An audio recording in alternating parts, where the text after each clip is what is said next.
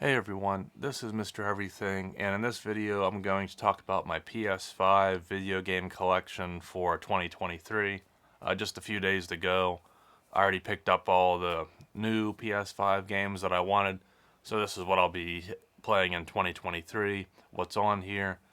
And right now, how the PS5 organizes it, you got your PS5 games or your console storage up front, which is mostly PS5 games, and then I keep my PS4 games on a 4 terabyte external just hard drive.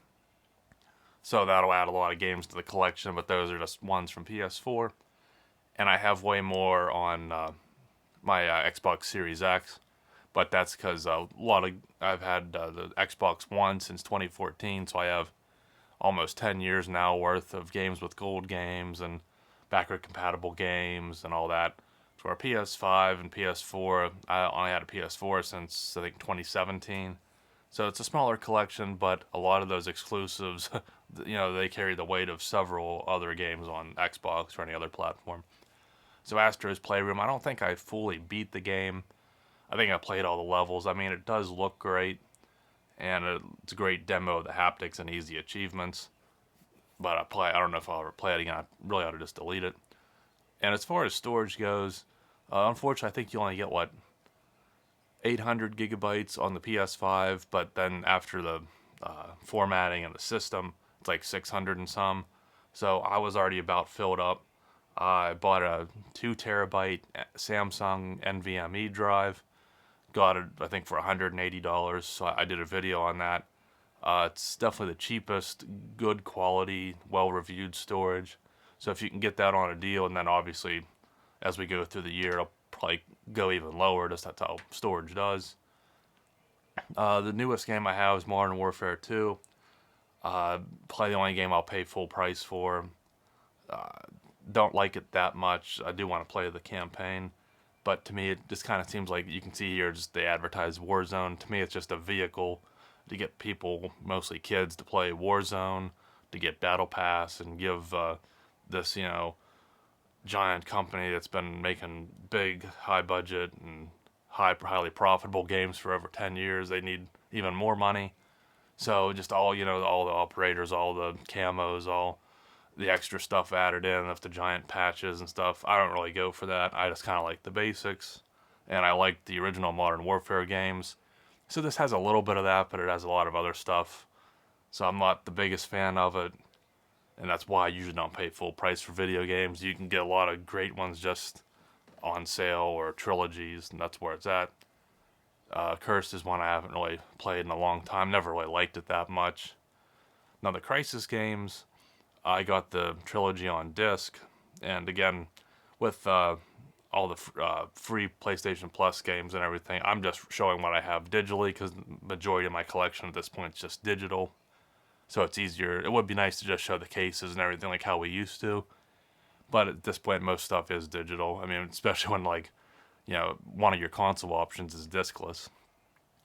But Crisis, I have the whole remastered trilogy. It's a great looking game, so I just put it on solid state so it would load quicker and feel like a true PS5 game, even though it's not. Now, Death Stranding, that's a game I've been playing for over a year now. Took a big break from it. Been playing it some more. I'm really close to the end. Don't know the ending, kind of have an idea, but it's a Kojima game, so it might be completely different than what I'm expecting. But I did hear some people talking about Horizon Forbidden West and the Decima engine.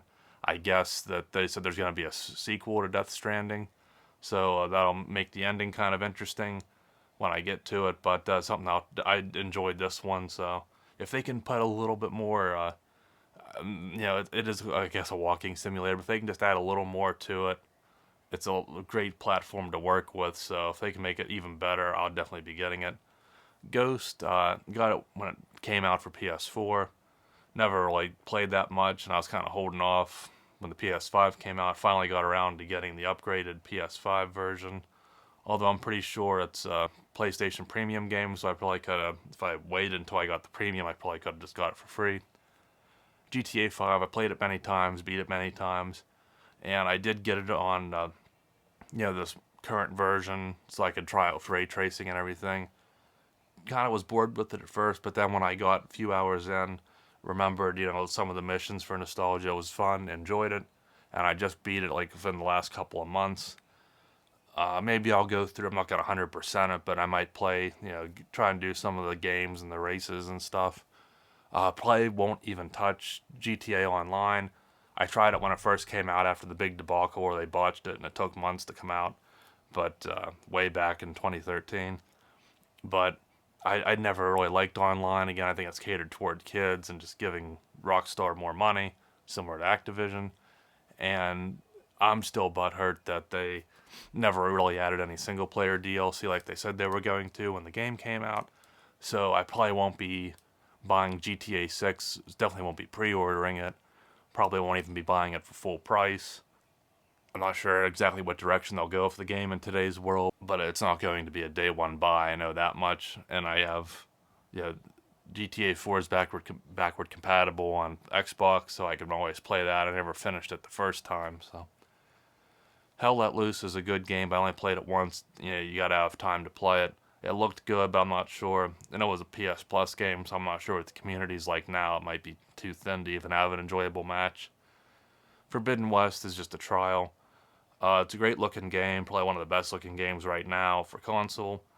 I'm still at the beginning thing where you didn't really open up the world yet, but I really don't like the storyline. It just seems like they're a little too arrogant. Like they knew that the first game was good, so now they're just like, I don't know, it's just the way I see it. But once the game opens up more and there's more nuance and maybe your character won't seem as ego driven, but we'll see. Uh, 2K, I usually like one sports game on a new console, so I got this on sale. I got it in a pack with PGA Tour. I have, I think it's 2K21 PGA Tour. It was a free game. I haven't played it, so I doubt that I would notice the difference between 23 and 21 because I'm not that big into golf. But I have it if I ever want to play it. Ratchet and Clank Rift Apart's one of the best looking PS5 games as well. One of the showcase games for the PS5, so it was on sale. I picked it up. I've had this for, I think, a little under a year. Wanted to play Uncharted 4, never touched it, so now I can play it in the remastered PS5 version and you get these extra games with it. I definitely enjoyed it when I was playing it, but I need to get back into it sometime. That's the trial for WWE 2K. I don't like the 2K WWE games. They look good, but the gameplay, I've just really never enjoyed it.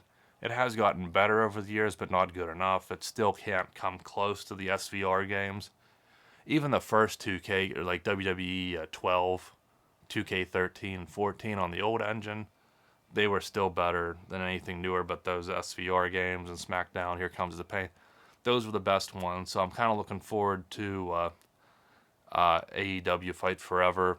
If the company doesn't go under before the game actually comes out, I'm hoping that'll actually be a fun game. I know it's not anywhere near visuals of WWE 2K, but if it plays like the older SVR games and it's fun, then that'll be the wrestling game I'll be playing. And then obviously all the USB extended storage games are going to be PS4 because you can't play PS5 games on it. I've been playing with Black Flag. If you see my Xbox collection, I have most of my Assassin's Creed games on Xbox. I've beaten Black Flag on the Xbox years ago, and it's a PlayStation Premium game now. You can play it for free, so I figured I want to replay it. I'm still blown away.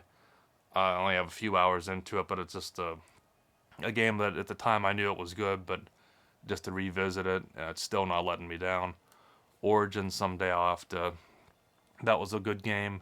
Never got that far for some reason. I preferred Odyssey. I put all this time into Odyssey, even though Origins is the better game. So need to play it someday. Rogue I haven't touched, but I liked Black Flag, so this is a sequel to it in a way, even though it wasn't as full-fledged, wasn't as much of a flagship game, because they had, I think, Unity come out, and that was the focal game that year. The Battlefields, Battlefield 1 was the best out of these. I think it's pretty much dead now, unfortunately. I like the Detroit Become Human, so I want to play like this Beyond Two Souls someday. BioShock collection worth having. And then my Call of Duty games. Again, I already mentioned Modern Warfare 2, so these are just some of the old ones. I still like Ghost out of all these ones here. Hated it at the time. It was just the maps. It mostly was the problem. And the game visually, just that ugly, like yellowish gray tint to the whole game was kind of depressing, but played better than pretty much all these other ones.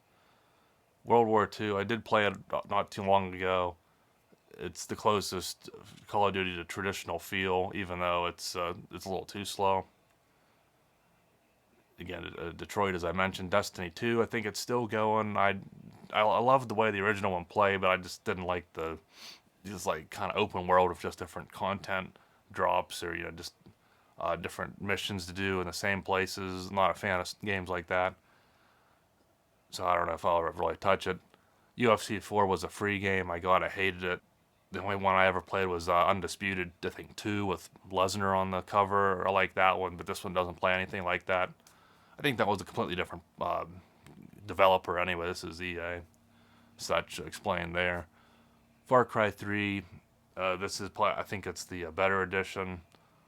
So that's the one I would play. I have it on backwards compatible on Xbox. So if I want to play it, I'll play this one. God of War, I actually haven't played it. I've watched a lot of playthroughs of it for some reason. So I don't even know if I'd want to play it now.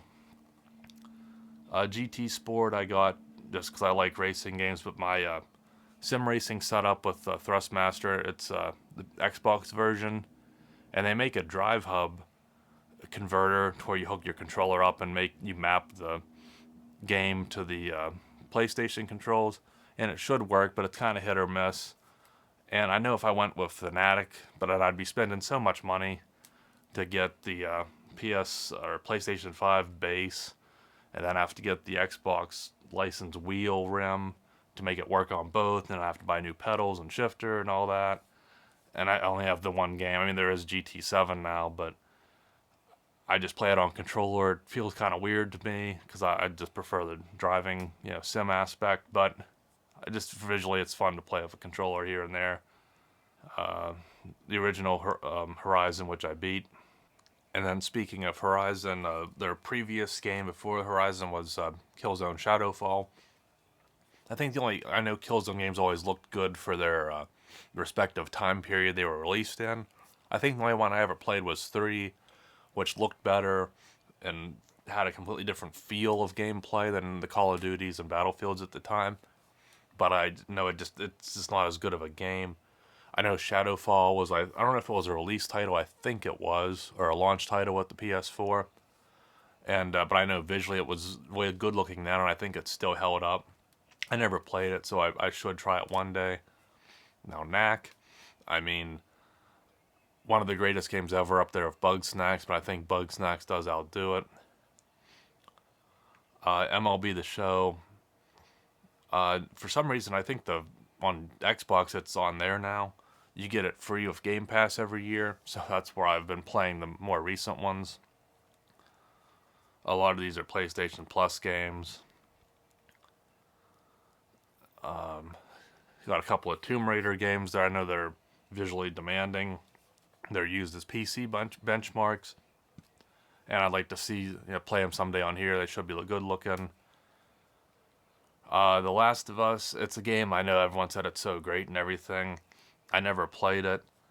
I have the PS4 version, but now I know that they just did that remake or like another remaster for PS5 with a different, what was like the same engine or something they used for The Last of Us 2, and everyone's saying it looks really good.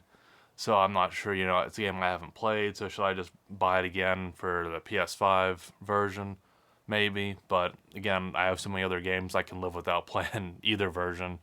And then there's The Last of Us 2, which I don't know, I know that one, there's more controversy around it, but I would never play it until I played and beat the first one anyway. So I doubt it'll matter to me because never play this one. I've had it since about 2017, I think. I think it was one of the games I bought for my PS4, and I still haven't touched it. Wipeout's a great looking game. It's fun to play, but again, it's a nice pick up and play game, but you don't need to play it. I think all the Yakuza games now are like PlayStation Premium games, so I could add more, but I never played this one. And the last thing I'll mention, which I think I've mentioned it before, the Order 1886. It looks excellent. It would look so good now if they remastered it, which they won't, because that's why they had like the letterbox and everything to try and make it run smoothly. Or I think it ran at 24 frames or something. But now you could, with this hardware, you could make it run even better. But I think the game was completely dead. I think the studio's gone or was bought by Sony or something. I'm not sure. I just know that I don't think they're ever going to make another one. It was a really good game and it ended on a cliffhanger. I think it was a free game, PlayStation Plus game. If you can get it on sale under $10, I really think it's worth it. It just had a beautiful scenery to it, just a whole setting. Just looked excellent and it was a fun game. It wasn't the greatest controls, but the visuals was kind of just like playing through it.